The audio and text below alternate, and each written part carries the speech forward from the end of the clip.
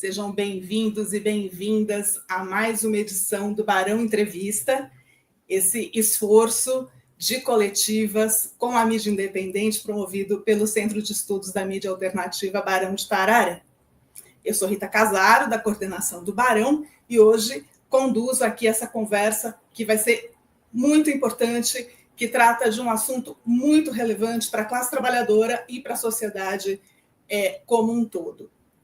Nosso tema aqui hoje é o Ato e Canto pela Vida, que é uma atividade que vai acontecer no domingo, dia 27 de abril, a partir das 11 horas, na Praça Vladimir Herzog, que é um espaço público voltado à cultura, aos direitos humanos, à democracia, aqui na região central de São Paulo, e que vai homenagear as vítimas de acidentes e doenças relacionadas ao trabalho. A atividade acontece para celebrar a data oficial sobre esse tema, que é o dia 28 de abril. Esse é um problema histórico no Brasil, acidentes e doenças que acometem os trabalhadores e as trabalhadoras brasileiras. Para se ter uma ideia, segundo dados da Previdência Social, entre 2013 e 2023, aconteceram muitos acidentes, foram registrados 6,8 milhões de acidentes do trabalho, com mais de 27 mil mortes. Então, a proposta do ato neste domingo é denunciar essa situação e reivindicar mudanças concretas, efetivas, para transformar essa realidade. Isso passa, por exemplo, por fortalecer os órgãos públicos que cuidam de segurança e saúde do trabalhador, garantir fiscalização dos locais de trabalho, recuperar, reestruturar a Fundacentro, que é um órgão ligado ao Ministério do Trabalho, fundamental para tratar essa questão.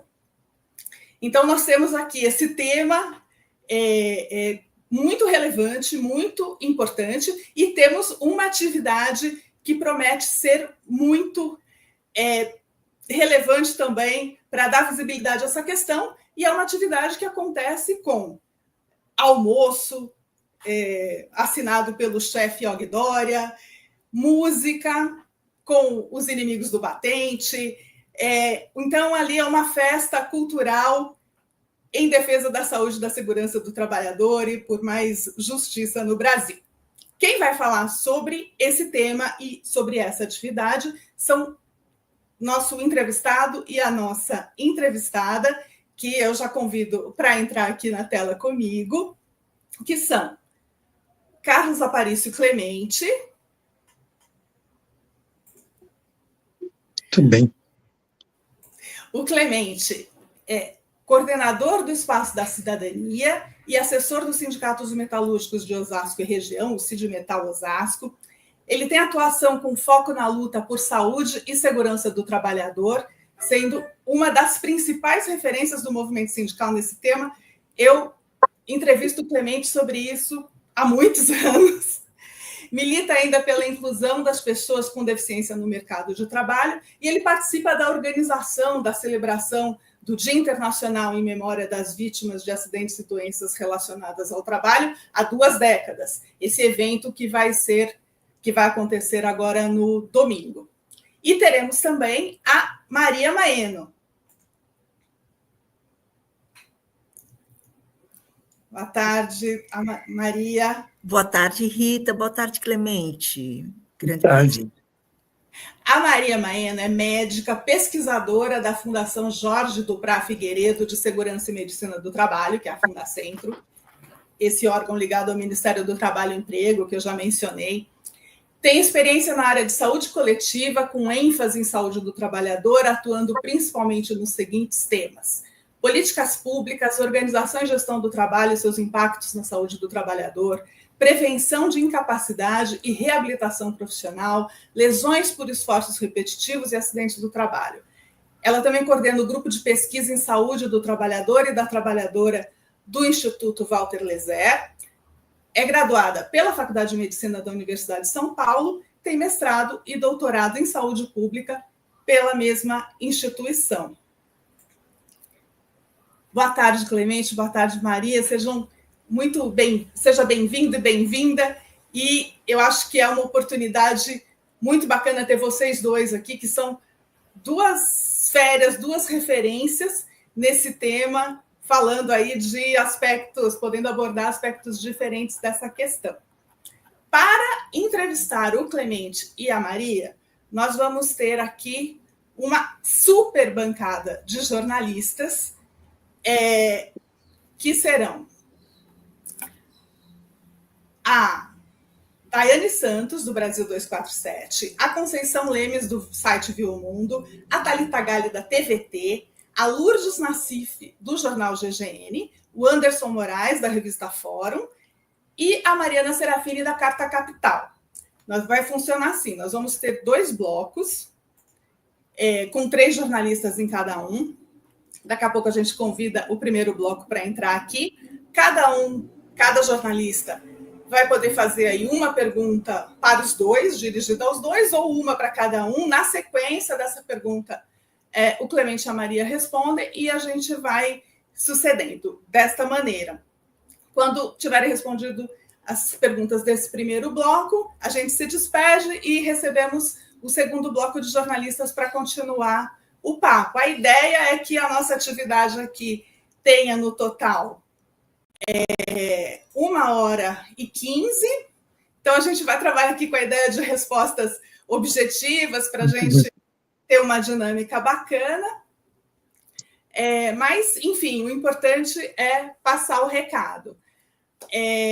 A gente tem essa transmissão, a transmissão dessa coletiva acontece pelo canal do Barão de Tararé, também pelo Viu Mundo, pela TVT, pelo Pão com Ovo, pelo canal do Sindicato dos Engenheiros, pelo Tutameia. Se tiver mais gente faltando, a Érica Secone, que está aqui nos bastidores nos dando esse apoio, me avisa para a gente mencionar. Então, como nosso tempo é curto, já quero convidar para entrar aqui conosco o nosso primeiro bloco de jornalistas, que é formado pela Daiane Santos, do Brasil 247. Olá, Daiane. Boa tarde, obrigada aqui pelo convite. Muito feliz de te ver aqui. Pela Conceição Lemes, do Viu Mundo. Boa tarde. É uma alegria rever um monte de gente hoje. E a Thalita Galli, da TVT. Oi, pessoal. Obrigada pelo convite. Boa tarde. Vamos lá. Olá. Então, tá bom. Então, já vamos começar aqui pela ordem que a gente combinou aqui das perguntas. Eu já passo a palavra para a Daiane, que faz a pergunta dela, e o Clemente e a Maria respondem na sequência. Vai lá, Daiane, com você.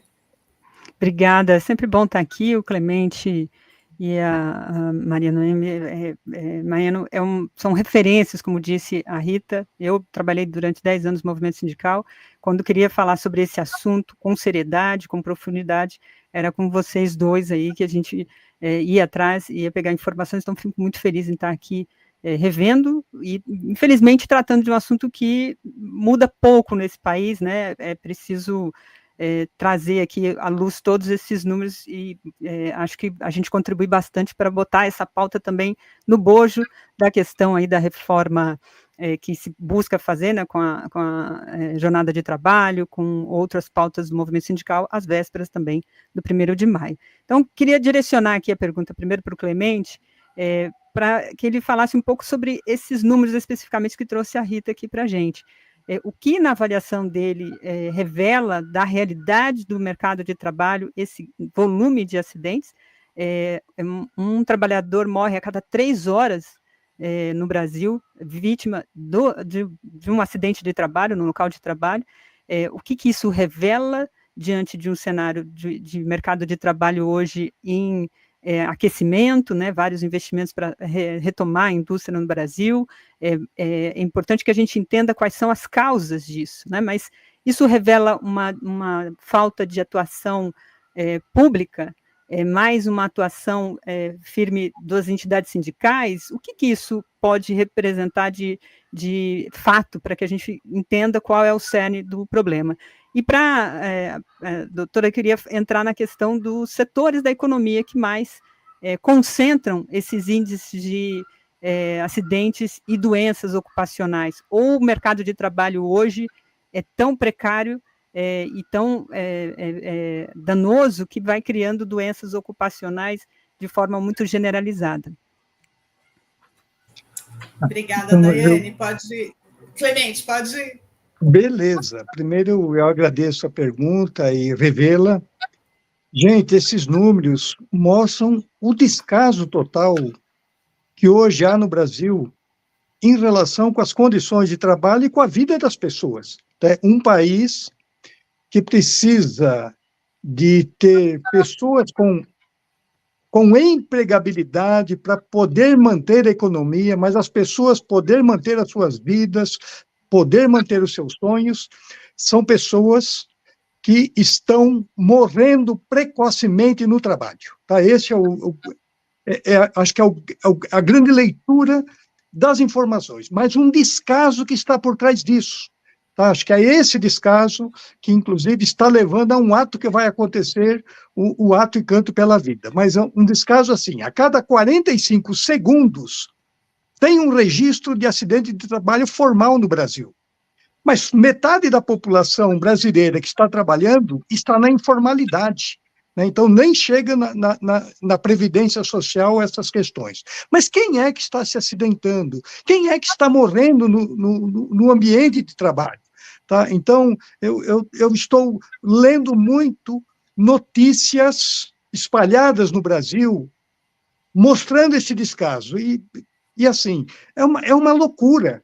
Né? Quase metade dos acidentes que estão acontecendo no Brasil, que matam pessoas, matam por quedas, por choques, né? E a gente está vendo assim, espalhado no Brasil.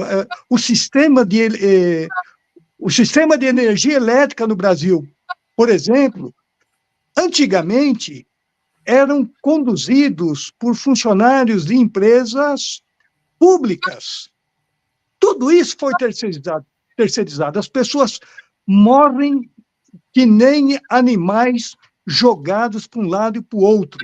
E normalmente, eu estou encerrando, normalmente o que acontece? Acontece um registro, uma informação na imprensa local de uma morte porque foi deslocada uma viatura do bombeiro, uma viatura do SAMU e, às vezes, uma viatura da polícia para fazer recolhimento de pessoas mortas dentro de silos, de fazendas, pessoas que tomaram choques elétricos, pessoas que caem literalmente em prédios de construção civil pelo país afora.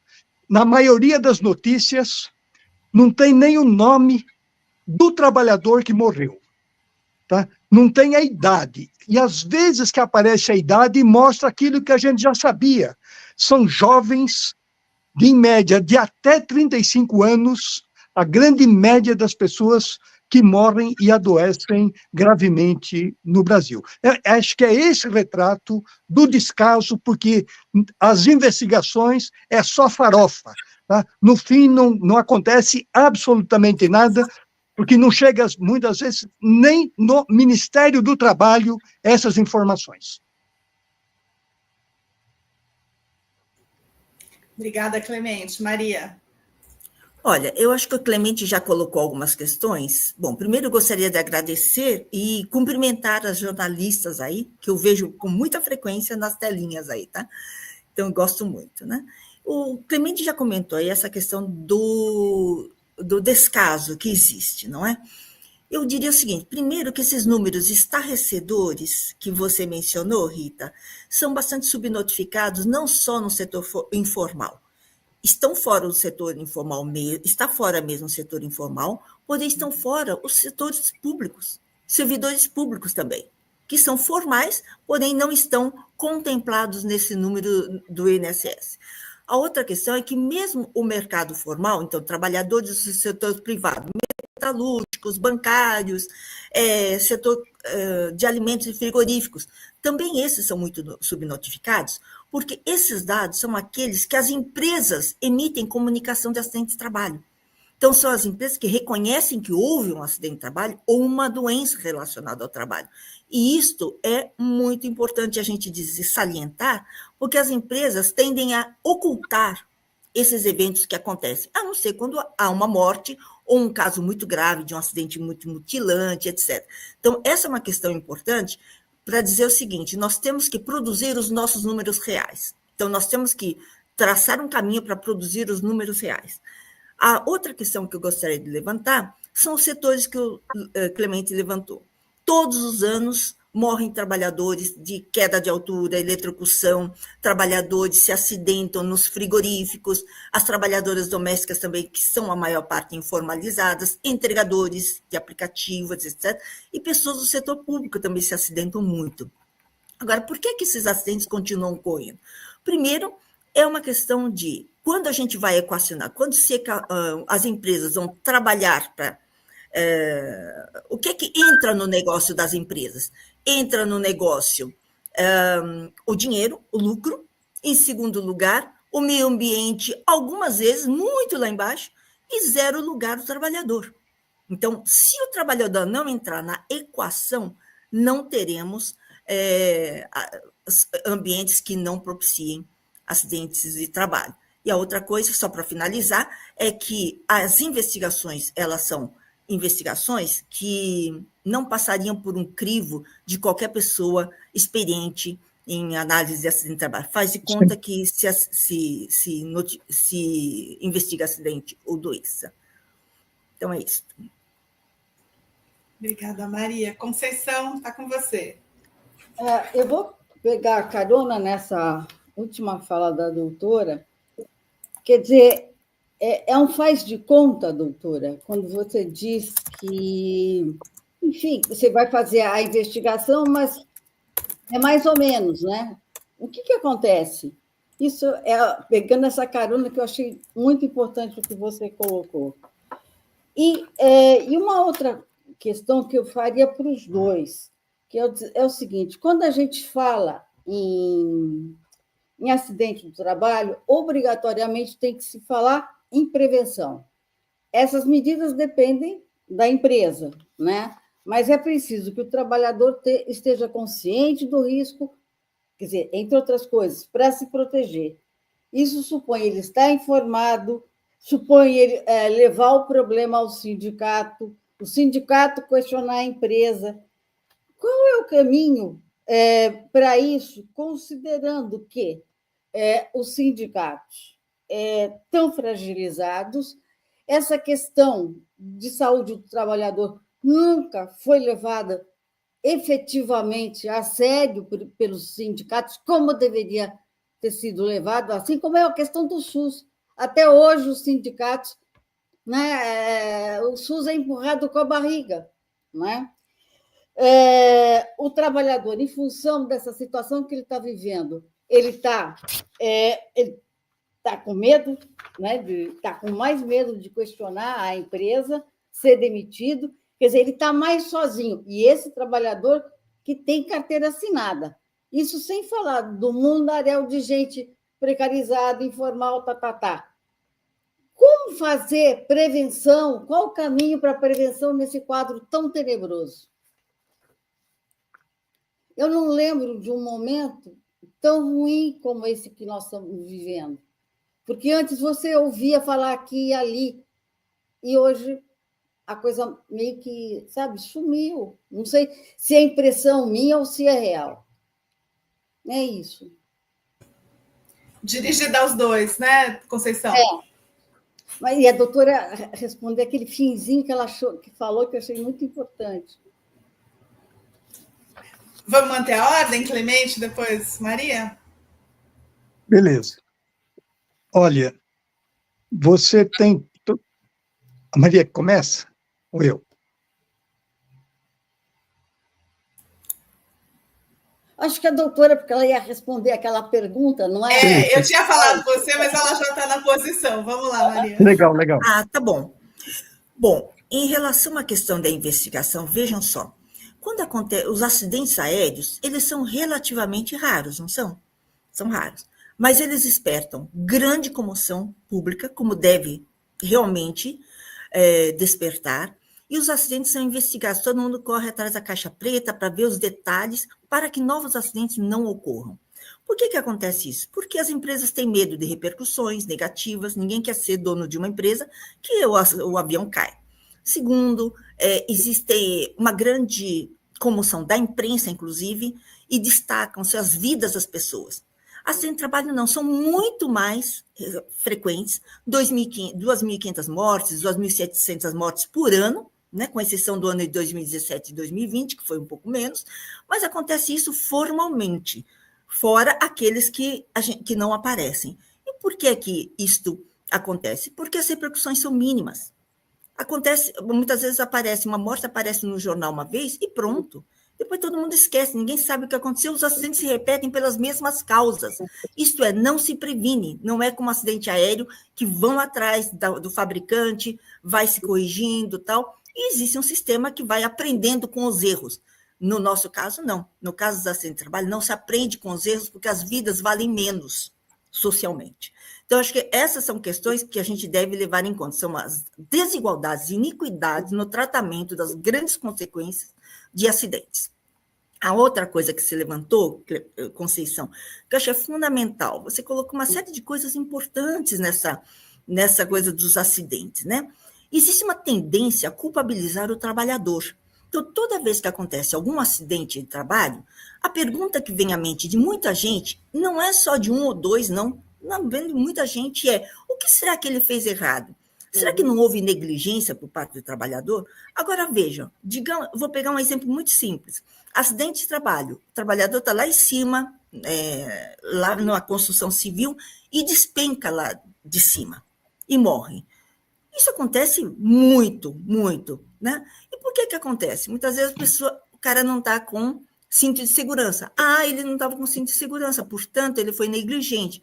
Mas alguém perguntou por que ele não estava usando cinto de segurança? Será que havia cinto de segurança apropriado para que ele realizasse o trabalho?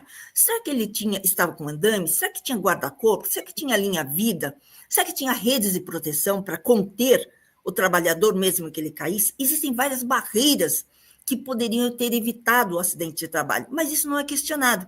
Isso não se discute em geral. Se discute que o trabalhador foi negligente ao não usar o cinto de segurança. Por exemplo, um exemplo bastante clássico que eu uso nas minhas aulas, etc. Né? Então, a tendência à culpabilização é muito, muito forte na sociedade. E é interessante que a Pastoral Operária tem uma campanha que fala o acidente, a culpa não é da vítima. E é isto que nós temos que dar. A culpa não é da vítima.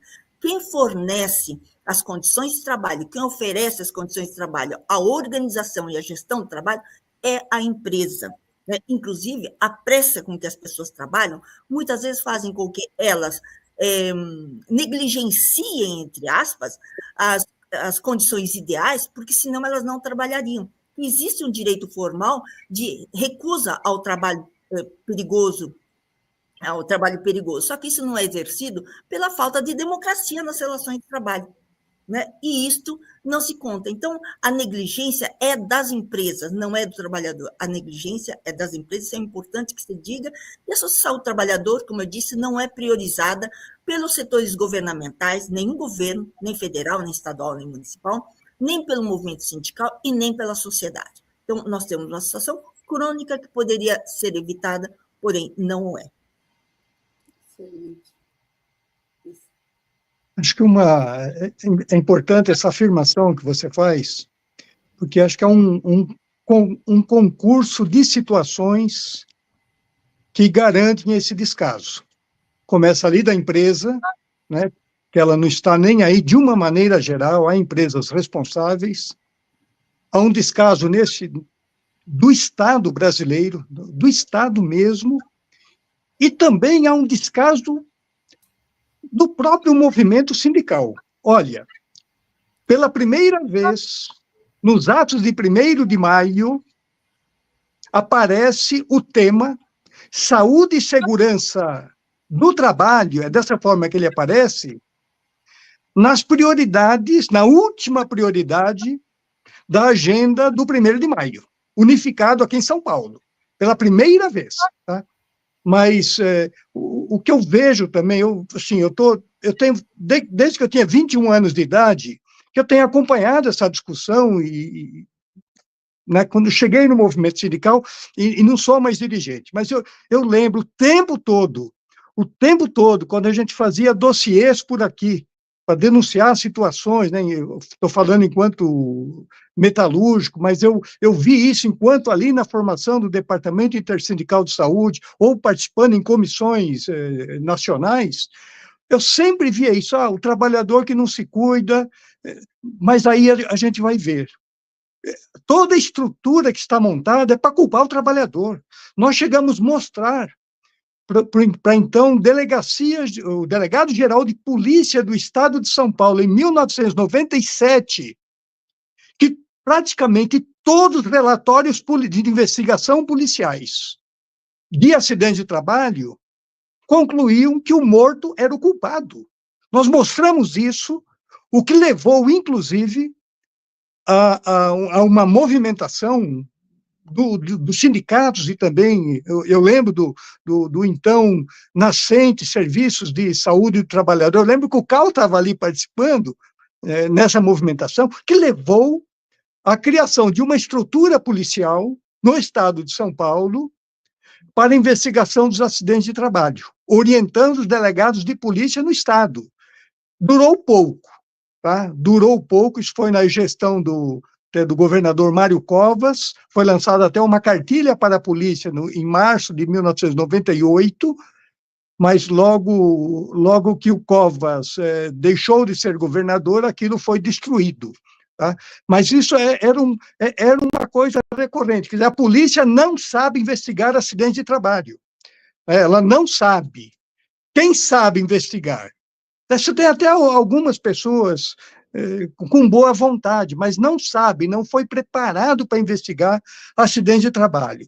Então, em muitas situações que a pessoa se acidenta, é por relaxo, da empresa, é por falta de ter normas de proteção respeitadas, o que coloca a empresa, vamos dizer assim, no centro da responsabilidade daquele acidente grave ou fatal, mas a polícia não sabe mexer com isso, ela não está preparada. A polícia de São Paulo reconheceu isso naquele ano, escrevendo essa situação numa portaria que foi feita ainda no governo Covas.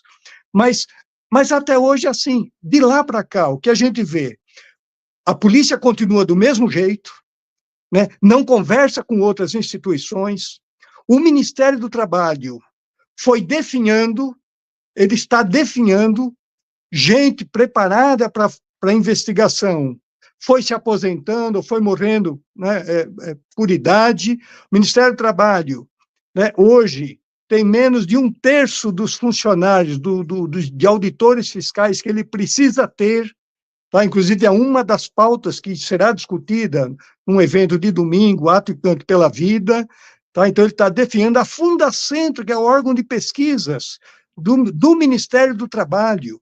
Ela tem hoje menos de 1/3 de pesquisadores que tinha 20 anos atrás. Não existe pesquisa, existe estruturas físicas da Fundacentro, em São Paulo e algumas regiões do país, mas não tem funcionários, não tem pesquisadores. Tá? Várias linhas de pesquisa que ocorreram no passado estão totalmente destruídas ou debilitadas, tá? No âmbito da esfera do Ministério do Trabalho. E também, agora eu falo de nós, né, do movimento sindical.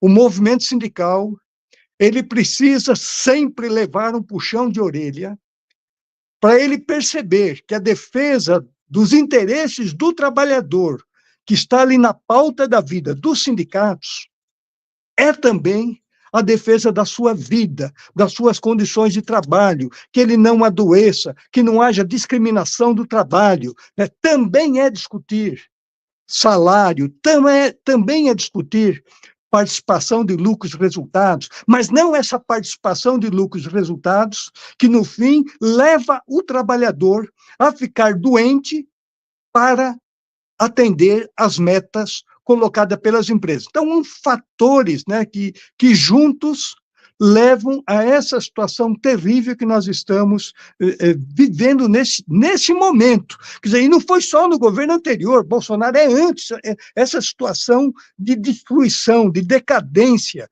do Ministério do Trabalho e dos órgãos públicos que deveriam proteger os trabalhadores, é uma decadência. E só encerrando, tem mais uma situação. Chegou no Brasil, em 1991, com muita força, na nova mudança da Previdência Social, um artigo, que era o artigo 120, que era a questão das ações regressivas acidentárias. Quando o trabalhador se acidenta no trabalho por negligência ou omissão da empresa, o Estado, ou seja, a Previdência Social, que tem que manter o pagamento para o trabalhador ou seus familiares, se ele morre, a Previdência Social tem a obrigação de entrar com ação regressiva acidentária contra quem deu causa a esses acidentes. Gente, isso é uma piada. É mais fácil a gente achar agulha num palheiro do que ver ações regressivas acidentárias andando no país, porque está desmontada também a AGU. Não tem gente. E eu falo para vocês, encerrando, as primeiras ações regressivas do Estado de São Paulo foram distribuídas em 1996, a lei já tinha 5 anos, levadas por nós aqui do Sindicato dos Metalúrgicos, frente ao superintendente do INS em São Paulo, no ano de 1995. Fizeram para teste e ganharam as primeiras ações. Só que daí veio uma pressão, segurou tudo, e hoje quem eventualmente abre as ações, é a Advocacia Geral da União, que não tem quadros, não tem gente. Então, quer dizer, os responsáveis pelos acidentes continuam impunes, mas continuam também sem precisar fazer desembolsos, que no fim a sociedade paga, porque a Previdência vai pagando os benefícios sem ir atrás dos responsáveis. É isso, acho que essa salada que leva todo esse descaso nos locais de trabalho. É uma situação terrível, é triste, é revoltante, porque é como se os negócios trabalhassem com a ideia de que os trabalhadores podem ser dano colateral ali para obter o resultado que se espera, que é o lucro, né? É uma coisa horrorosa. As duas situações que o Clemente e a Maria Maiano estavam falando ali, é como se quando um trabalhador morre ou se acidenta gravemente, é tratado como se fosse morte natural, né? Como se o nosso bisavô morresse lá nossa, faleceu. E como se aquilo não fosse um crime de alguma maneira, né? Nós estamos aqui esperando a Thalita reconectar, porque ela teve um probleminha aí com a conexão, e ela está aqui para fazer a pergunta dela. A Érica está em contato com ela para ver se ela entra ou se a gente avança. Mas, enquanto isso, a gente, entramos com a propaganda da festa de aniversário do Barão. Os 15 anos do Barão de Tararé serão comemorados no Aljânia, dia 17 de maio. O Clemente é ali frequente, fiel das comemorações do Barão de Tararé, e espero contar com a presença de todo mundo e do público em geral. Vai ser uma festa bacana, com gente boa, com muitos representantes da mídia independente, dos movimentos sociais, festejando, mas ali afirmando todas as nossas bandeiras em defesa da democracia e da justiça social, também com música e comida boa, que é servida lá no Aljânia, para quem conhece, um bar palestino, um bar-restaurante palestino, aqui no bairro da Bela Vista, em São Paulo. A Thalita está voltando ali. Está voltando. Ok. Não, se a Thalita não voltasse, eu queria só acrescentar uma questão aqui que o Clemente falou. Eu estou por aqui. Ótimo. Desculpa, caiu a conexão, pessoal. Aqui, eu ainda estou aqui na TVT, caiu assim meio que do andar todo, desculpa. Nossa, vou passar para a Thalita, Maria, e na próxima você acrescenta, já emenda aí na tua resposta o que você queria colocar agora. Thalita, está com você chegou na hora. Maravilha, que bom, desculpa, pessoal. Primeiro, assim, obrigada pelo convite, uma boa tarde para as colegas. É muito bom poder fazer esse papo com duas referências, realmente, então fico muito feliz. Eu queria trazer duas perguntas, assim, bem relacionadas com o factual. Para o Clemente, eu queria questioná-lo em relação à pejotização e como isso afeta essas questões relacionadas à saúde do trabalhador, aos acidentes no trabalho. A gente sabe que é uma forma de burlar qualquer norma que proteja, inclusive, o trabalhador. Então, eu queria te ouvir um pouquinho em relação à pejotização, porque, enfim, todos os processos estão parados por conta da decisão do Gilmar Mendes, como isso afeta o trabalhador e o que pode causar, inclusive, se essa discussão avançar num sentido de permitir a pejotização irrestrita. Então, quero ouvi-lo em relação a isso. E a Maria Maeno, eu queria te ouvir, Maria, sobre a NR1, porque, se eu não me engano, a NR1, essa norma, devia ser atualizada agora em maio, né? E as notícias que saíram é que há uma pressão por parte dos sindicatos patronais para que a atualização seja adiada, porque eles já teriam que estar se adaptando a essa nova realidade por conta de fiscalização que poderia acontecer, porque adentraria nessa atualização as questões de saúde mental. Então, eu queria te ouvir em relação a como está isso, quais as discussões que estão sendo feitas e como você vê a necessidade dessa atualização o mais rápido possível, de repente. Então, são essas duas questões.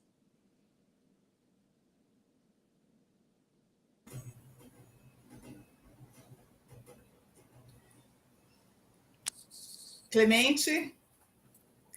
Oi. Pode ir, Clemente. Deve estar dando uma travadinha ali na nossa direção de cena. Não, a Érica beleza. Justa, se possível, pode responder. Beleza. Thalita, obrigado por você ter feito essa colocação. Olha que loucura. Eu vou dar um exemplo muito prático disso, da pejotização. Nós tivemos aqui, e no ano de 2022, setembro de 2022, um acidente de trabalho em uma empresa que morreram 9 pessoas simultaneamente. 9. Tá? Os trabalhadores foram levados para o mezanino de uma empresa para assistir uma campanha, uma palestra de 2 candidatos a deputados, uma federal, outra estadual, e ao final da palestra, mas podia ser por outra coisa, o mezanino caiu, desmoronou e morreu 9 pessoas ali na hora, 9. Dos 9 que morreram, só 2 tinham registro em carteira de trabalho. Eu estou falando da empresa Multitainer, que é uma fornecedora de containers para o governo federal, para vários órgãos públicos e para grandes eventos.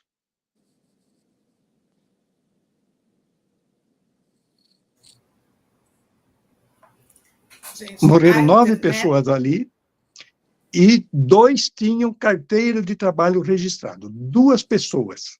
Ali foi a vigilância sanitária fiscalizar a empresa, foi o Ministério do Trabalho lá, o Ministério Público do Trabalho passou por lá, mas no final, passado todos esses anos, só continuou 2 registros de acidente de trabalho dos 9 mortos. Teve outros 27 feridos, que dos outros 27, só 2 também estavam registrados. Todos os demais não tinham contrato de trabalho com carteira assinado. Eram esses contratos de pejotização. E o que a gente foi vendo, tá? E agora a coisa mais que a gente foi vendo. Parte dessas pessoas, quando entraram de familiares, entraram com ação na Justiça do Trabalho, quando foi acordos, a Justiça liberava. Acordos, na verdade, armado pela empresa, a Justiça, então, carimbava ali e registrava o acordo. Quando foi mesmo processo, das pessoas, para reconhecimento de vínculo e direitos, a Justiça do Trabalho da cidade falou, não, não é minha competência. As pessoas foram, então, para a Justiça Comum, lá em Itapecerica da Serra. Na Justiça Comum, o juiz entendeu que não, aquele era um problema trabalhista, então, não é um problema daqui. Olha, então ficou um limbo, e como esse limbo, olha, então, de 9 mortes, como ficou esse limbo? Esse limbo está acontecendo em vários locais, as pessoas estão morrendo, estão se acidentando, mas não tem contrato de trabalho. A empresa principal subcontrata para outro, que subcontrata para outro, que pejotiza, que precariza, e as pessoas vão trabalhando sem garantias nenhuma. Tá? Então, quando o Gilmar Mendes, tá, o ministro Gilmar Mendes, né, cria esta situação recente, né, suspendendo, pelo menos que saiu no noticiário, suspendendo os processos, até uma definição, os processos caminhando no país, até uma definição dentro do STF dessa questão, aí eu já vi várias coisas e concordo plenamente. Falo, olha, o que vai acontecer vai criar um limbo onde todo esse passado recente de perdas de contratos de trabalho, no fim vão ser sacramentados, essas perdas, lá na frente, por esse vácuo que vai existir. Mas um gerente regional do trabalho, que eu conheci recentemente, e não é daqui da região, me mandou, brincando, mandou um comentário comigo, falou, olha, Clemente, só o ministro não sabe que um gerente regional do trabalho, e vira e mexe, ele está na mídia, tá? Não é o superintendente, do interior de São Paulo, ele fala, só o ministro não sabe que 95% dos casos de acidentes que a gente acompanha são acidentes de trabalho, mas as pessoas estão pejotizadas. Só ele que não sabe disso. Então é isso. Então, é um perigo enorme, tá? Esse descaso, mas por quê? Por falta de pressão social. Então, a gente tem que ter controle e pressão social em todos os locais, tá? Inclusive, tem que ter controle sobre o judiciário, porque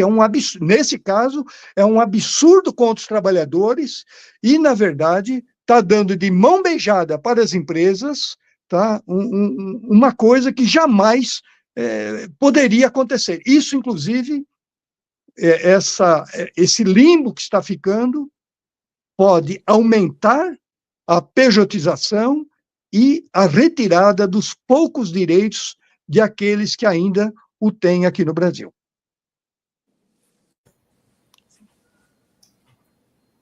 Maria? Bem, em relação à questão que a Thalita colocou, olha, existe uma profusão de acidentes e doenças relacionadas ao trabalho no país, não há dúvidas disso. Só que tudo isso é ocultado pelas empresas. Elas não emitem comunicação de acidente de trabalho, então elas ocultam os acidentes e doenças, principalmente as doenças relacionadas ao trabalho. E se forem doenças psíquicas, mais ainda elas ocultam.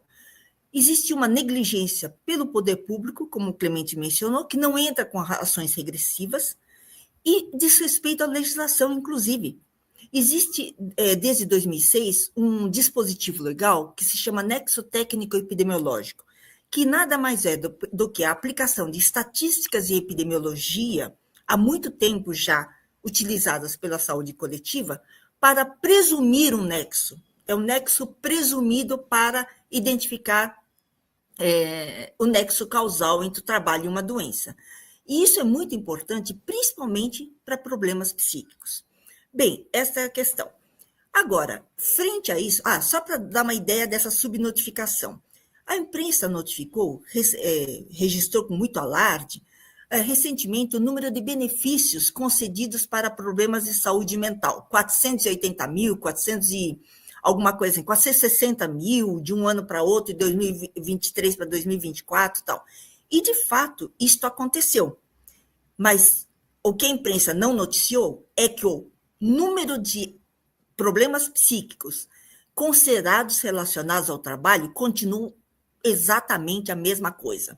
Mais ou menos 2% desses 460 mil benefícios concedidos, 2%, foram concedidos como acidente de trabalho.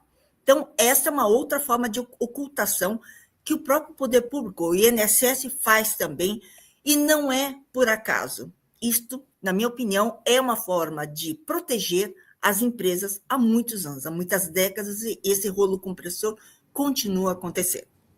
Diante disso, então, existe uma expectativa do movimento sindical, uma expectativa muito justa do movimento sindical de que alguma coisa resolva. Só que essas coisas não se resolvem por norma regulamentadora. É uma questão de democratização das relações de trabalho que não ocorrem, pioraram a partir da reforma trabalhista de 2017, e isto continua intocado. A reforma trabalhista continua com a mesma coisa, existe essa outra tentativa que o Clemente levanta, de questões de retirada de direitos trabalhistas, né? Então, na verdade, o cerne principal não se resolve. Na questão de saúde mental, nós temos um retrocesso muito importante. Em 2024, foi promulgada uma lei 14.841, que certifica as empresas promotoras de saúde mental. Ora, nós não temos essas empresas, porque essas empresas teriam que ser reinventadas. Porque, veja, que empresa não exige do trabalhador produtividade acima de qualquer coisa, interesses econômicos acima da saúde? São interesses econômicos, um aumento da pressão para que os trabalhadores trabalhem muito mais rápido, e de uma forma intensa, quer dizer, uma intensificação do processo de trabalho, para que haja um rendimento, uma lucratividade maior. Pensa-se no lucro e não na saúde, na vida dos trabalhadores. Esta é uma causa central dos acidentes e doenças relacionadas ao trabalho no país. E isso vai ficar intocado. Então, esta empresa de saúde mental vai fazer aquilo que um colega nosso chama de um furor corporativo. Quer dizer, vamos fazer yoga, vamos fazer ginástica laboral, que há muito tempo já se faz, vamos fazer coisas para relaxar a mente dos trabalhadores, para que então eles não adoeçam do ponto de vista físico e do ponto de vista psíquico. Não, eu não sou contra yoga, nada disso, sou a favor, só que isso não pode ser encarado como uma política de prevenção de acidentes e doenças relacionadas ao trabalho. E nós corremos o risco com essa lei 14.841, que já foi promulgada. A outra coisa, a norma regulamentadora. Como é que entra? A norma regulamentadora inclui questões que eles chamam de riscos psicossociais no trabalho. Bom, é preciso que se diga que esses riscos psicossociais, que nós preferimos falar de dimensões ou processos psicossociais, eles estão há muito tempo, desde 1990, na norma regulamentadora 17, que é a norma da ergonomia. Então, a pergunta que nós fazemos para o movimento sindical e para todos é: o que é que mudou, então, no teleatendimento, por exemplo? Tudo piorou. Hoje nós temos uma intensificação do trabalho, porque isso não é respeitado. E também porque as normas regulamentadoras, elas têm um vício de origem, que é a visão higienista do processo de trabalho. Não se considera o processo e a interseccionalidade das questões relacionadas ao trabalho, e sim fatores isolados, que nós não poderíamos ver de forma isolada. Ruído, então, medição de ruído, vibração, medição de vibração, quanto nós podemos suportar de determinada substância química ou agente físico. Então, na questão da organização do trabalho, quanta pressão nós poderíamos aguentar sem adoecer? Essa é a pergunta que eu acho que ninguém consegue responder. Qual é a pressão, qual o ritmo de trabalho que nós podemos aguentar sem adoecer? Então, são perguntas que não são possíveis de responder porque não existem respostas. E é isso, então, está se colocando uma questão de dimensão psicossocial num sistema de gestão de riscos que considera os riscos de uma forma isolada e mensuráveis. Portanto, na minha opinião, isto não vai mudar para melhor essa situação dos trabalhadores. Então, essa pressão existe de fato, né? E houve um adiamento, mas acho que nós devemos aproveitar este momento para discutir o que é que significa a inclusão dessas questões psicossociais numa norma regulamentadora que diz respeito ao sistema de gestão de riscos. Eu acho que esse é o desafio que nós que pensamos diferente temos pela frente. Muito bem. Tratar questões seríssimas com perfumaria, né, Maria? Não vai... E ganhando selo. E ganhando certificação e selos. Não vai ter solução. Bom, chegamos aqui ao final do nosso primeiro bloco. Quero agradecer muitíssimo as jornalistas que estiveram conosco, Daiane Santos, TV 247, Thalita Galli, da TVT, e a Conceição Lemes, do site Viu Mundo. Muito bacana a participação, muito obrigada, e eu fiquei muito feliz em vê-las. Bom, já vou, para dar sequência aqui, já vou convidar os nossos próximos jornalistas, que são a Lourdes Nassif, do jornal GGN. Olá, Lourdes, seja bem-vinda. Anderson Moraes, da revista Fórum. Anderson está aqui representando a revista Fórum oficialmente, mas é também do Jornal Empoderado, uma publicação importantíssima, e meu companheiro de coordenação no Barão de Tararé. Seja bem-vindo, Anderson. E a Mariana, da Carta Capital. Mariana Serafini, seja bem-vinda, Mariana. Bom, continuando aqui a nossa sequência, vou passar para nossa próxima jornalista a fazer a pergunta, que é a Lourdes Nassif, do GGN. Lourdes, você pode mandar a mesma pergunta para os dois ou dirigir uma para cada um, conforme você preferir. Tá bom. Tá certo. Eu estava aqui nos bastidores ouvindo a primeira parte, o primeiro bloco, né? E eu vim para esse encontro com pejotização, terceirização, precarização, uberização, com tudo isso na cabeça e como que isso se juntava nessa luta. Porque nós estamos falando de doenças ligadas ao trabalho, falando de acidentes de trabalho e mortes no trabalho. E essas que eu falei aqui, eles estão completamente fora do esquema, tanto é que já foi citado, que não tem que a cada 30 segundos um adoece ou tem um acidente ou mesmo morre, né? A cada 30 segundos, um evento relacionado com acidente de trabalho. Como que essa luta pode englobar essas categorias que estão fora do radar do Ministério do Trabalho, fora do radar do INSS? Como que existe algum plano de mídia, algum plano de conscientização, de trazer esse trabalhador para a luta, de trazer esse trabalhador para as ruas, para poder pedir que isso volte ao normal, que a CLT volte a valer, assim como nossa Constituição? Existe esta movimentação dentro desse grupo, um grupo tão grande, tão heterogêneo? É isso. Questão para os dois, né? Clemente, começa? Lourdes, prazer em revê-la. Prazer meu. Olha, acho que a pergunta sua é isso aí. A gente precisa ter, assim, todos nós, a gente precisa ter um horizonte na vida de que um dia a gente vai poder, quer dizer, primeiro viver bem, ter direitos garantidos, ter uma vida decente, mas poder um dia se aposentar e poder usufruir um período de aposentadoria antes de morrer.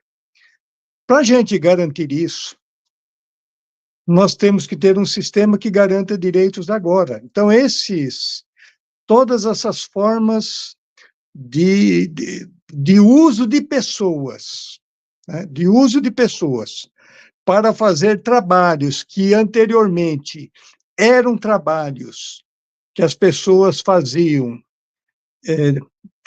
com direitos trabalhistas e previdenciários, hoje não está acontecendo, e muitas pessoas, tá? Eu conheço várias, né?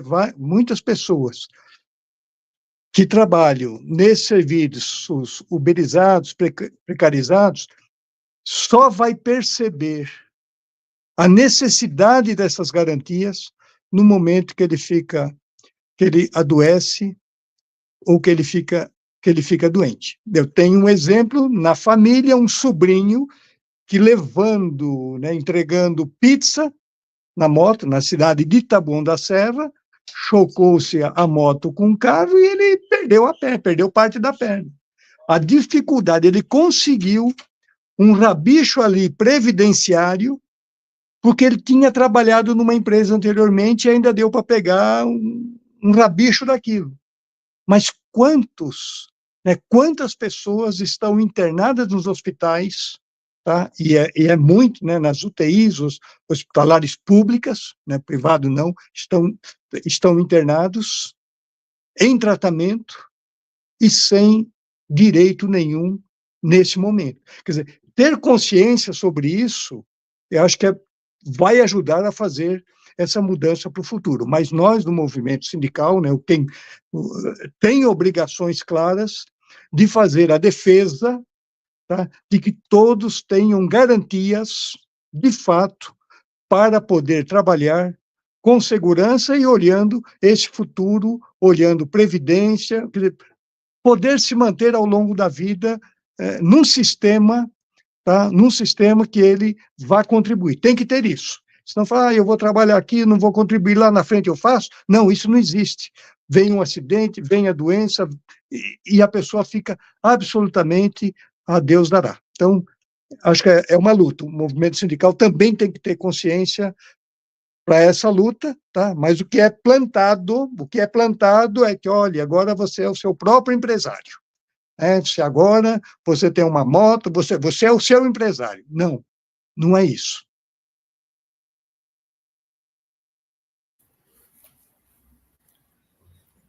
Bem, Lourdes, muito obrigada por esta pergunta.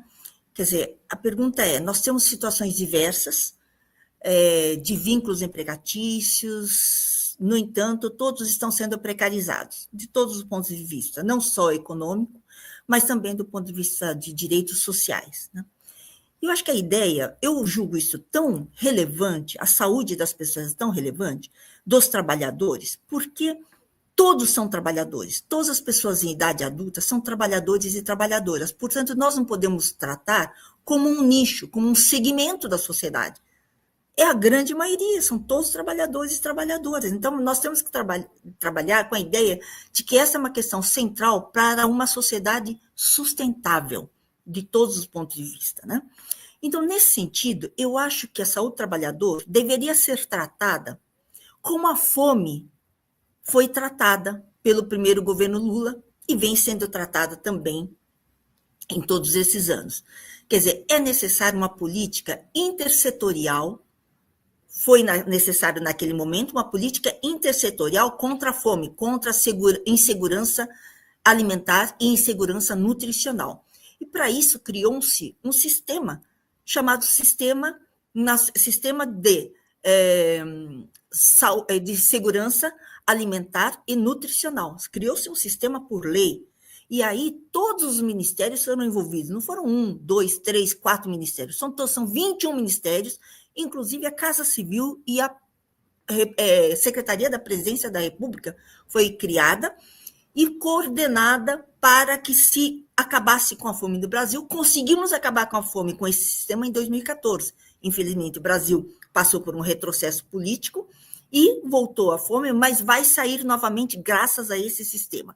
Portanto, nós temos discutido muito essa questão da saúde do trabalhador como uma questão central. Se nós quisermos, de fato, combater tudo isso que nós estamos discutindo, subnotificação, negligência em relação aos trabalhadores, ocultação de acidentes e doenças, nós temos que fazer com que todos os ministérios se preocupem, coloquem na sua equação, no seu plano plurianual, ações relacionadas à proteção da saúde dos trabalhadores.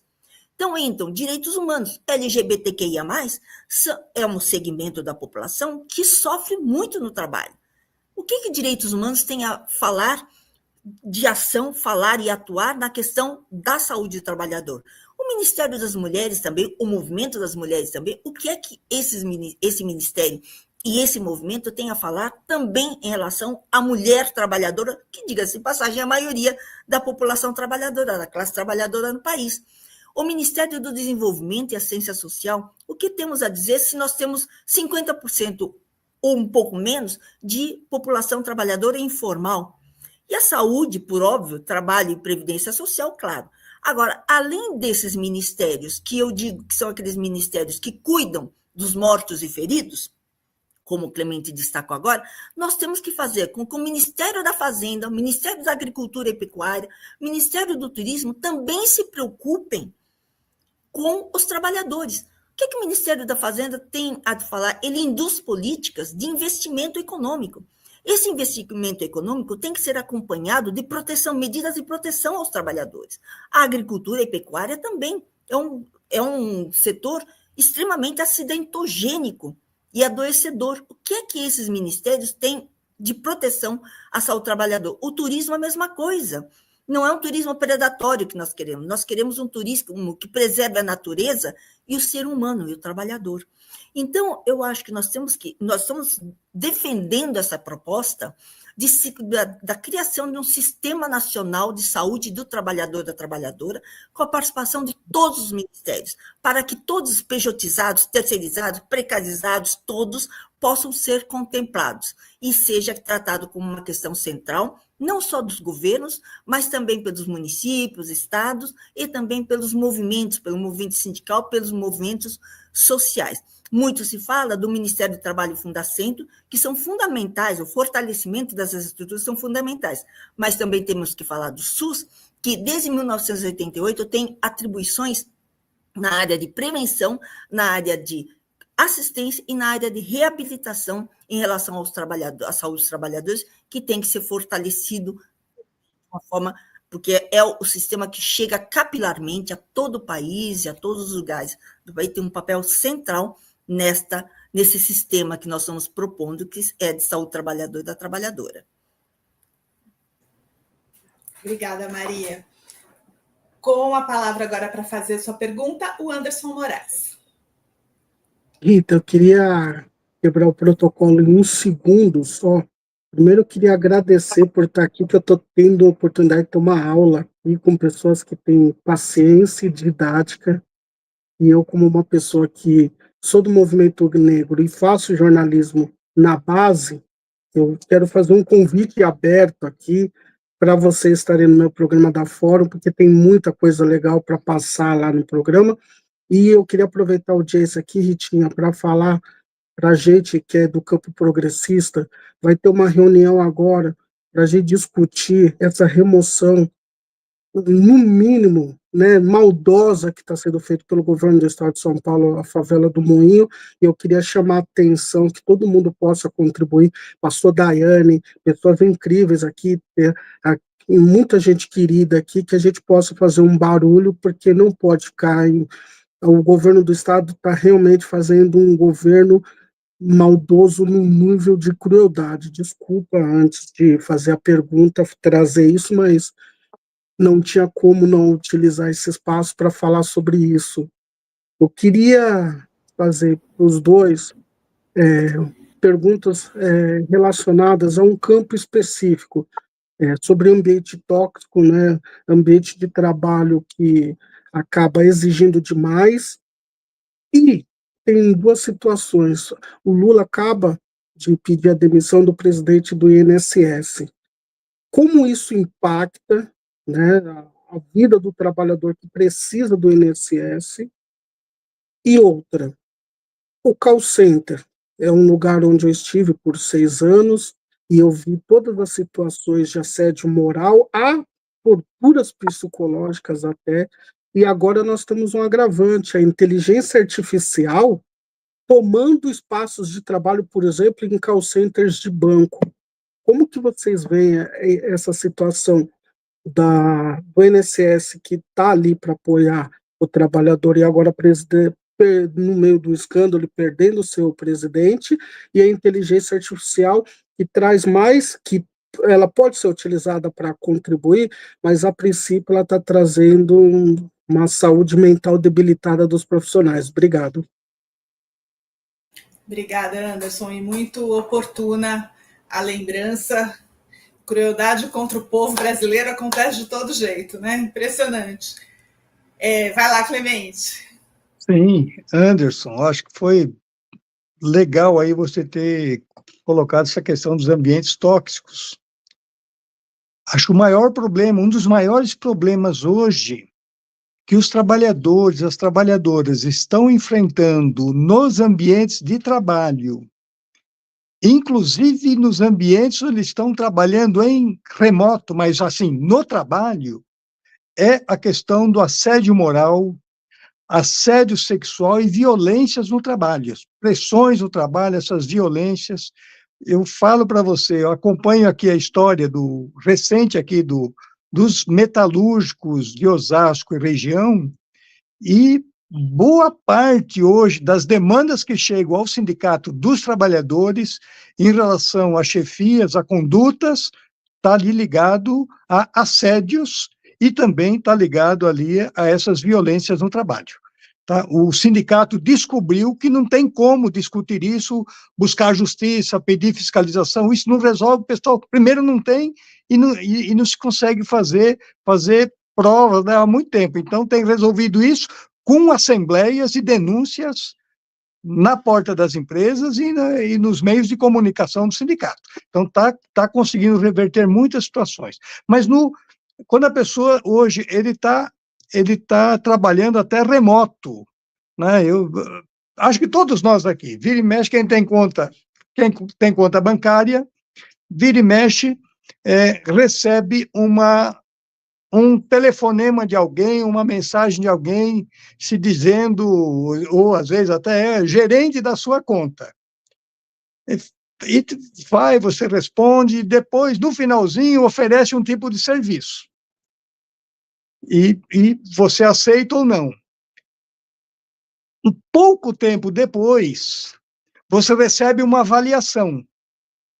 Olha, você recebeu um contato tal dia, tal, avalie a solução do problema, avalie aquele questionamento. Então, veja, o sujeito às vezes está em remoto, fazendo serviços para o banco da casa dele, e o banco controla o movimento deles, os contatos dele e a sua visão em relação àquele contato. Quer dizer, o sujeito ou a sujeita não consegue, vamos dizer assim, até esse tipo de pressão a pessoa recebe estando no ambiente remoto de trabalho. Então, é um problema sério, tá? E acho que isso tem a ver com o que a Maria Maeno tinha comentado do adoecimento mental no trabalho, que está aumentando muito, tá? E esse aumento que vem vindo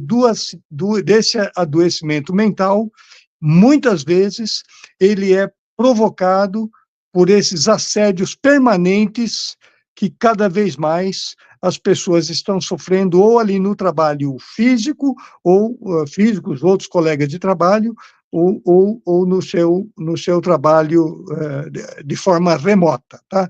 Agora, na Previdência Social, para o segurado, eu acho que essa situação com o presidente do INSS, desculpe, nem o conheço, mas para o segurado não muda nada. Tá? Porque o maltrato que o segurado tem em relação aos seus direitos na Previdência Social, tá? Os maus tratos de forma assim em toda a cadeia da Previdência Social, a cadeia de cima para baixo. Tá? Tanto é que no documento do Ato e Canto pela Vida, que é um manifesto que os organizadores estão apresentando agora no domingo, tá? Um dos pontos é a Previdência Social. Quer dizer, um dos órgãos públicos que não quer se misturar com os demais para discutir assim, a garantia do direito das pessoas. O Ministério Público do Trabalho chega junto, bem ou mal, chega junto. O Ministério do Trabalho chega junto com as centrais sindicais, a Fundacentro chega junto, a Vigilância Sanitária, os Serestes da saúde do trabalhador chegam juntos. E a Previdência Social fica longe de todos nós. E quem perde, e quem sempre é prejudicado, são os trabalhadores que precisam dos serviços previdenciários na ponta. Tá? Então, acredito que esse problema na cabeça da Previdência não muda, tá? o que está acontecendo na base. Bom, Anderson, muito boas questões que você colocou. Eu acho que nós temos hoje um ambiente de trabalho tóxico, porque a organização do trabalho e a gestão da força de trabalho não são particularidades de uma empresa ou de um setor econômico. São todas as empresas e todos os setores econômicos. É uma questão sistêmica do capitalismo e é diretamente relacionada, se expressa num sistema de metas, todos têm metas inexequíveis, né? E que são acoplados, esses sistemas são acoplados à avaliação de desempenho. Portanto, o trabalhador que não consegue cumprir as metas, ele está na mira, ele está no olho do furacão, né? Ele está já lá na porta de saída, muitas vezes adoecido, né? Então, esse processo de adoecimento, ele é vinculado à intensificação do trabalho, à pressão exercida, não é por um chefe, é por todos os chefes, é pelo sistema de chefias que existe. Então, não adianta trocar um chefe, ou 2 chefes, ou um chefe mauzinho, não adianta colocar um bonzinho lá também, porque não existe, não é uma questão somente do perfil da chefia, é todo um sistema que faz com que prevê essa pressão, essa precarização do trabalho do ponto de vista humano. Então, esta é uma questão. A outra é a tecnologia. Como você falou da inteligência artificial, vamos além. A quem? A tecnologia ela tem sido usada como pretexto para enxugamento das empresas, demitir os trabalhadores, dizendo que então a tecnologia vai facilitar o trabalho. Não é verdade. O que acontece é que enxugam-se as empresas e os trabalhadores que permanecem trabalham muito mais de uma forma intensificada, praticamente sem controle de jornada, em trabalhos de serviços que usam aplicativos ou usam computador, né, modelo internet, remoto, na verdade, isso é totalmente sem controle. E mesmo no chão de fábrica, nós temos atendido muitos trabalhadores, muitos, de chão de fábrica, pessoas que fazem trabalho físico, braçal. São pessoas que têm hora extra, à vontade, é uma coisa sem controle. São 3 meses, tem trabalhadores que não tinham folga durante 3 meses, por exemplo. 3 meses, trabalham todos os dias. Isso tudo é permitido pela precarização proporcionada pela reforma trabalhista, como eu disse, 2017, que hoje não é questionada. Pelo contrário. Então, existe tudo isso que eu acho que a gente tem que... O ambiente tóxico, portanto, ele é produzido quase que propositadamente. Na verdade, existe um propósito para isso, é para deixar os trabalhadores com muito medo do desemprego ou de discriminação. Então, sofre-se assédio moral. O assédio moral não é obra de uma pessoa, de um chefe mauzinho, é obra desse sistema como um todo. Em relação ao INSS, eu gostaria só de falar uma coisa. Eu concordo com o Clemente, quando ele diz que a demissão de um ou de outro não muda nada. Na verdade, o INSS há muito tempo já vem contribuindo com uma ocultação de acidentes e doenças do trabalho. Como eu falei, os acidentes de trabalho, 2% daqueles problemas psíquicos que foram revelados, entre aspas, pela grande imprensa, 460 mil benefícios concedidos, 2% apenas eram relacionados ao trabalho, reconhecidos pela Previdência como relacionados ao trabalho, muito porque não se aplica a legislação do nexo causal presumido, não se aplica.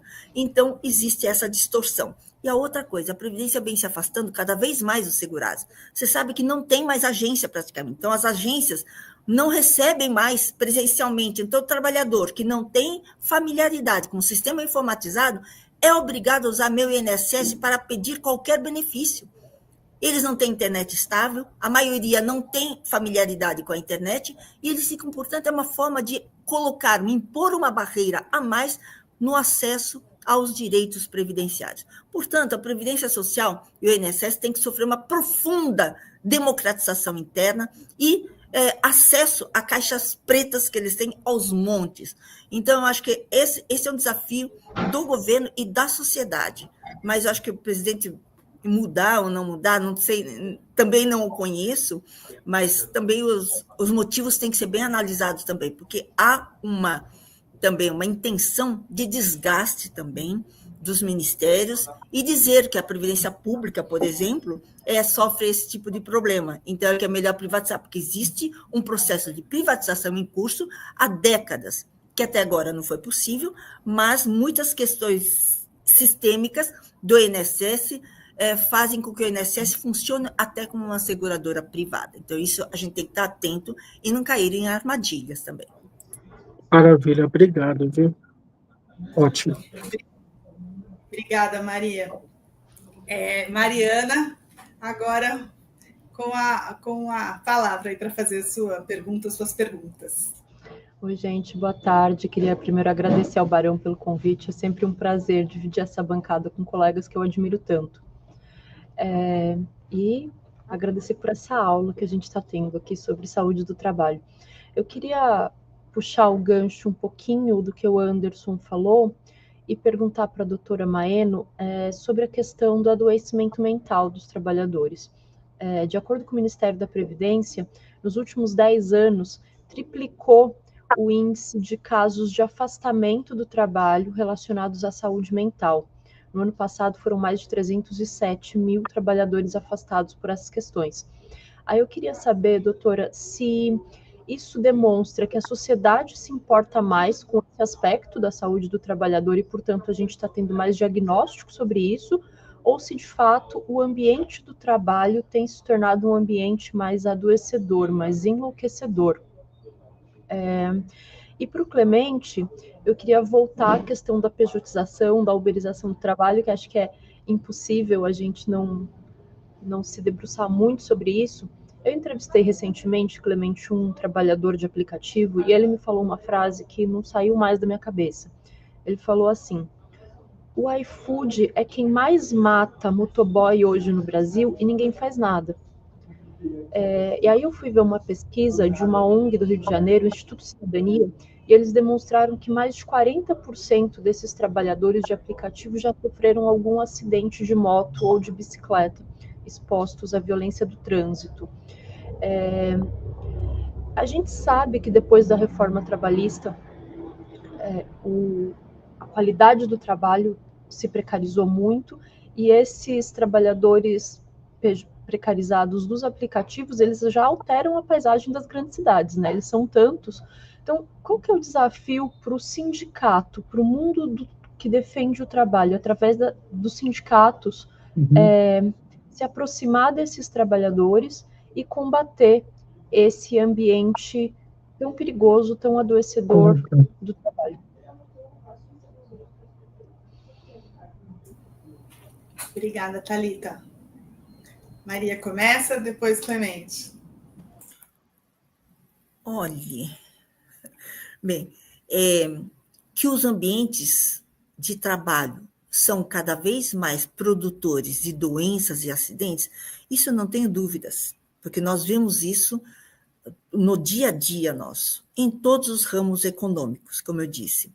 E aí, a responsabilidade não é, como eu disse, de uma empresa apenas ou de um setor. Isso é generalizado.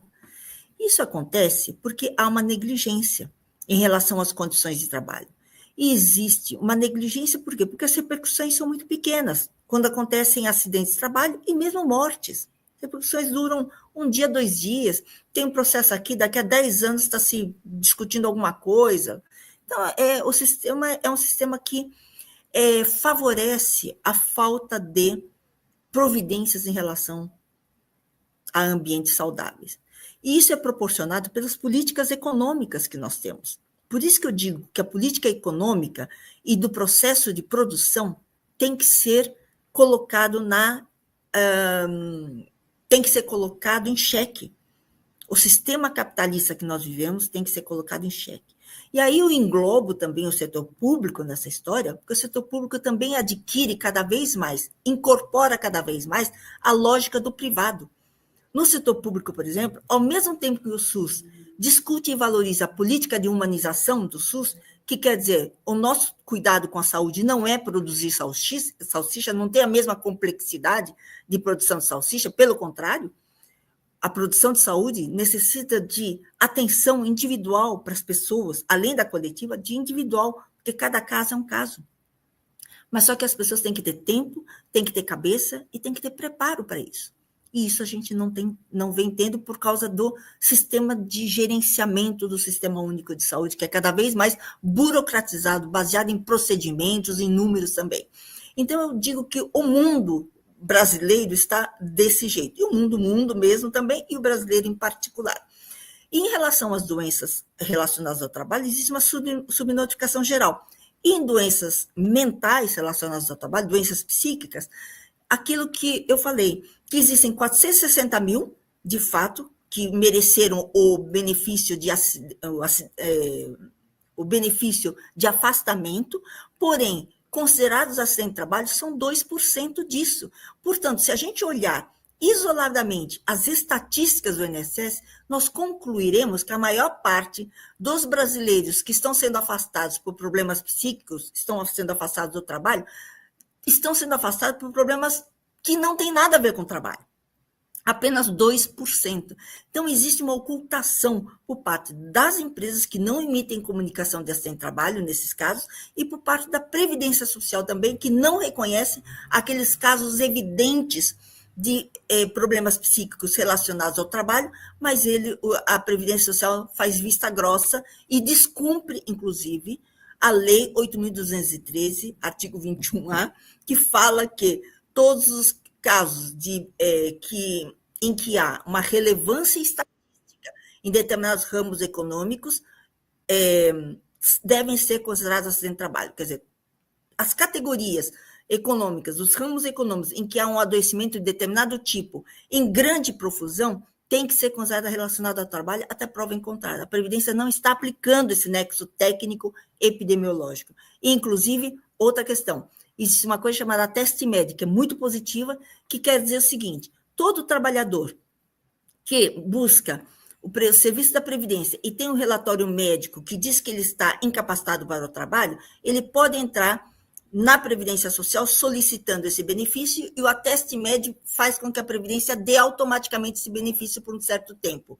O acidente de trabalho não entra aí, a não ser com emissão de comunicação do acidente de trabalho. Não se considera esse nexo técnico epidemiológico que está na lei da Previdência Social. Então, essa questão, eu corroboro a opinião do Clemente aí, falando que demissão de um ou de outro não vai mudar essa questão, a gente tem que mudar esse sistema que contribui para a ocultação de acidentes e doenças do trabalho. Então, é isso. Tem muito caso relacionado ao trabalho, mas se a gente olhar as estatísticas, as pessoas desavisadas dirão que o trabalho não adoece. E, pelo contrário, a gente sabe que o trabalho vem adoecendo cada vez mais, em grandes contingentes trabalhadores. Clemente. Oi. Não, primeiro, obrigado aí pelo questionamento aí, Mariana. Mas olha que ironia do destino, você falou iFood. A sede do iFood é aqui em Osasco. Numa empresa, então está onde era uma metalúrgica, a Zeia Bromboveri, anteriormente Indústria Elétrica Bromboveri, uma empresa que teve 3.500 funcionários, respeitava contrato, funcionou aqui por mais de 40 anos, respeitava contratos, era um dos melhores salários da região e negociava com o sindicato várias questões. Nós tivemos inúmeras greves lá, mas sempre a empresa conversava e tentava uma solução. Bem, essa empresa, que tinha 3.500 funcionários, não existe mais, mudou-se, e o prédio foi adquirido pela iFood, tá?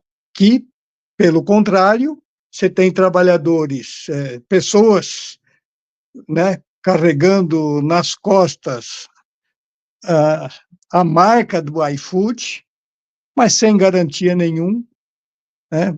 E, na verdade, não sabe para onde vai o aplicativo que vai mandar, onde você vai no próximo momento, não sabe quem é seu patrão, mas nos hospitais, tá? Então, nos hospitais de casos de acidentes graves, que são nas UTIs, nos casos de ocupação de leitos, hoje, para acidentes graves, pessoas que chegam em situações graves, boa parte de quem chega a ocupar esses leitos públicos, né, lá, Brombovelli, ela, no setor privado, ela ia na assistência médica privada, pagava.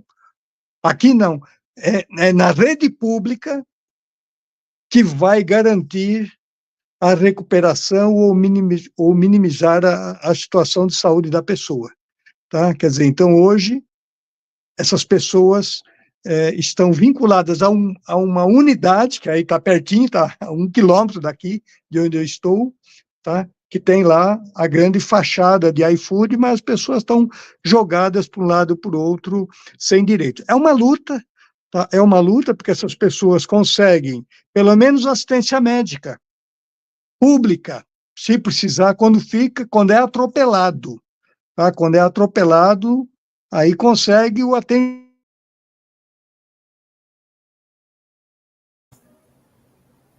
Tá? E aí, de novo, o que eu estava falando, né? Você vai olhando para o futuro, as pessoas não têm futuro, têm o trabalho, algum ganho no presente, sem garantia nenhuma para o seu futuro. É um desafio para a sociedade, é um desafio para os sindicatos, né?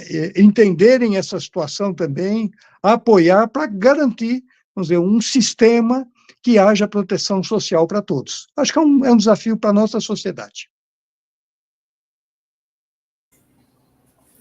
Muito bem, obrigada, Clemente.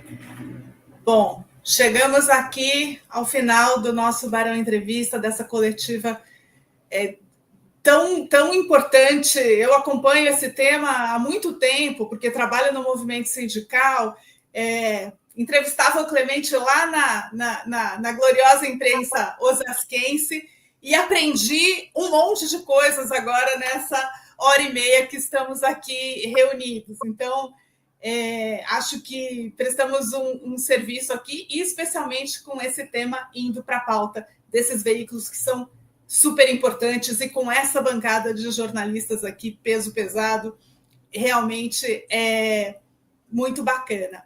Quero agradecer a Lourdes, Anderson, Mariana, que estão aqui conosco nesse bloco, reforçar meus agradecimentos à Daiane, à Conceição e à Thalita, que estavam conosco no início.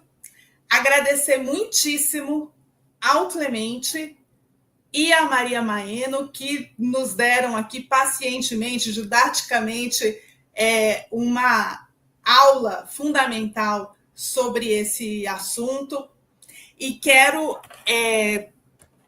reforçar o convite para que todos estejam, quem estiver em São Paulo, para que todos estejam na Festa do Barão. É dia 17 de maio, no Aljânia, a partir do meio-dia.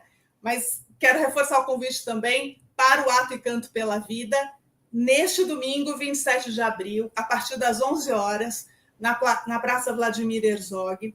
Esse grande ato político para lançar luz sobre todas essas questões e reivindicar o que precisa ser feito. Entre as questões que estão no manifesto e estarão presentes ali na discussão, está, por exemplo, a reivindicação histórica do movimento social, do movimento sindical pela redução da jornada de trabalho sem redução do salário, e um tema que entrou em pauta com mais visibilidade recentemente, que é o fim dessa maldita escala 6x1, que tem tudo a ver aqui com o que o Clemente e a Maria Maeno estavam explicando sobre a saúde do trabalhador, tanto física quanto mental. Então, domingo, o Ato e Canto pela Vida, se integra ali a um evento mensal na Praça Vladimir Herzog, que é o que todo mundo tem que falar, cantar e comer, a partir das 11 horas. Temos ali um agito de boas-vindas, teremos música, teremos feijão tropeiro, produzido pelo chefe Og Dória, no sistema quem pode pega, quem não pode, quem pode paga, quem não pode pega, que é ali um grande congraçamento de todo mundo, quem estiver passando pela praça, movimento sindical, e teremos esse ato forte, que, como o Clemente já destacou, a ideia é que seja dada a largada para que a gente sustente essa luta para transformar essa situação que não tem cabimento, né? Parar a engrenagem que fere, adoece e mata o trabalhador e a trabalhadora brasileira, que são quem produz a riqueza do Brasil, que é quem faz esse país andar, enfim, que somos nós, né? Somos a população brasileira e não aquela micro, nano-elite que comanda o sistema todo. Agradeço também ao Barão de Tararé, que pulou assim para organizar essa live, entendendo a importância disso, especialmente Felipe Bianchi e Érica Secone, que produziram, divulgaram, transmitiram, e ao nosso líder Altamiro Borges, que também abraçou a causa e contribuiu muito para montar essa bancada maravilhosa aqui de jornalistas. É isso, até a próxima, até domingo e depois até 17 de maio. Muito obrigada.